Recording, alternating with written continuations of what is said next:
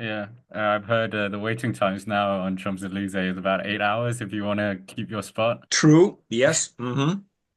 Yeah.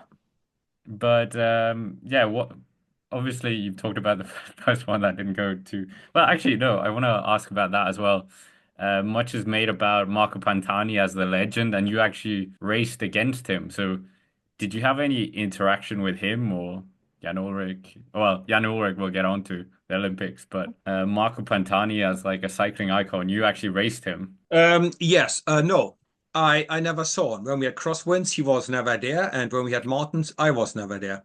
But I remember that one stage in '98, out of some French city in the Alps, like kilometer zero on the right side of the road and on the left side of the road, more or less the same moment, KOM in 15 kilometers. And you see the entire bloody squad of him with these yellowish Mekatonono jerseys, like all of them to the front. And on top, there were like the entire team of Pantani, a few Festina riders, and Jan Ulrich, you know? So yeah, I never really raced with him too much. And like it or not, love me or hate me, I think people tend to romanticize things they are back. I raced against him and I realized, okay, I think one of us is on super petrol and one is not. So the whole hero idol thing, it's hard for me to accept that. I was there. I saw it, right? And I mean, after that, he had it all. He had money, fame. People loved him. And he pissed it all in the wind. So, as I say, love it or take it as it is. That's just me. It's a free world. So, he's not a hero. He's a tragic hero. Let's say that. He's a tragic hero. People loved him for what he was. He was friendly. I give you that. Absolutely. But he damaged our sport quite a lot. And so, see, we still talk about him. So, Fair point. I mean, yes, people remember him for the good and the bad. He was a he was a character, you know. And as I say, he was friendly. But hero, it's in my eyes, it's too much of a word. Fair enough. I also want to talk about your first stage win as well in the Tour de France because we've talked. Well, you mentioned how like the feeling of just being at the Tour, finishing it, but actually taking a stage win at the Tour. We always hear this about that riders are just that's like a career objective for many people. Yes, it is. And winning the tour or winning a stage is like a little coup de noblesse, like in French would say, or like as if you have been knighted by the sport. When I won my first tour, I had the big ones back in the days, you know, Museo of Cipollini, Andre Schmiel, they would show up. So, hey man, that was a great win yesterday. You worked hard for it. You deserved that win. It changes everything. Your contract doubles or triples. If we have this podcast in, let's say, in another 30 or 40 years, you will not say, here's Jens Vogt, stage winner in Tour of Denmark. No, you will say, this is Jens Maybe Vogt, I will. Maybe I will. stage winner of the tour. Or, you know, when I show up at a bike race and I'm 80 years old, they will not say in Germany here, hey, there's Jens Vogt, triple winner of Tour Bavaria. No, that's forgotten. But the Tour de France, yellow jersey or stage win, that stays with you for life, like an Olympic title, or as if you have been knighted by the Queen. It stays with you for life. So, yeah, you cannot underestimate the importance of a stage win in the Tour de France. But how did it feel? Like, how was that day for you?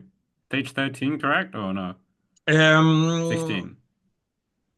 Good question. In the second half, at least, it was a long and hard day. It was a big breakaway. Then it started to fall apart. In the end, it was just Bradley McGee and me. Um, it's all of it. I mean, you're in the break. You're okay. I think out of these 15, I can probably beat 10. The other five, I don't know. Then it falls apart. I go, okay, it's only three left. How can I beat them? But they have the same sort. You know, how can I use Jens to right tempo, but how can I beat Jens at the end? And I was thinking the same about the others. So you were nervous, you felt the pressure, and also it was only my third year, 2001. Then you think, you know what? Maybe I never ever get so close. I mean, there's people they win five races in their entire career, and people with zero stage wins in the Tour or in the Giro. So it's not a given. So, we feel the pressure. Okay, I don't want to let myself down now. Maybe I never ever get a chance to come that close. And once it's done, you realize how big it is. The podium, the ceremony, they call you up on as the stage when a press conference, anti-doping. Then driving back to the hotel, they had a band. We stayed in a small village. They had a band waiting for me. So they played some live music as I, walked into the hotel. It was just really, really fantastic. The entire team was still there waiting for you. Go, hey, yeah, the tour safe stage win. So yeah, it is a pretty special and yeah, almost magic moment. I missed the Olympics as well because obviously you were saying like with telecom was so big in Germany and Jan Ullrich was kind of also this big hero, and then you were riding with him at the Sydney Olympics. Yeah, the Olympics and me, my friend. There's another negative one. Riding for Ulrich, the entire Team Telekom finished 1, 2, 3.